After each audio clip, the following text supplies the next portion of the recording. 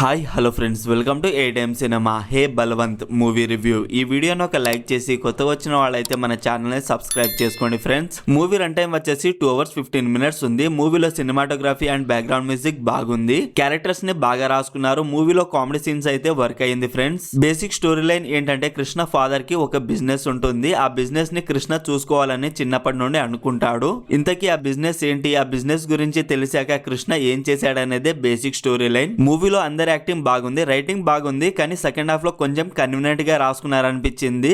Emotional scenes అయితే pre climax లో work అయింది ఫ్రెండ్స్. సుహాస్ అండ్ సుదర్శన్ గారి కామెడీ అయితే బాగా వర్క్ అయింది. స్క్రీన్ ప్లే ఓకేగా ఉంది ఫ్రెండ్స్, అంతే. ఫస్ట్ హాఫ్ బాగున్న, సెకండ్ హాఫ్ కొంచెం అక్కడక్కడ రొటీన్ గా అనిపించింది. మూవీ స్టార్టింగ్ గుడ్, తర్వాత బాగుంది, ఇంటర్వెల్ గుడ్ అనిపించింది. సెకండ్ హాఫ్ అయితే ఓకేగా అనిపించింది. ఈ మూవీని ఫ్యామిలీతో అయితే చూడలేం ఫ్రెండ్స్, ఎందుకంటే మూవీలో 18+ కంటెంట్ ఉంటుంది కాబట్టి ఫ్యామిలీతో చూస్తే ఇబ్బంది పడవచ్చు. కాబట్టి ఒంటరిగా మాత్రమే చూడండి.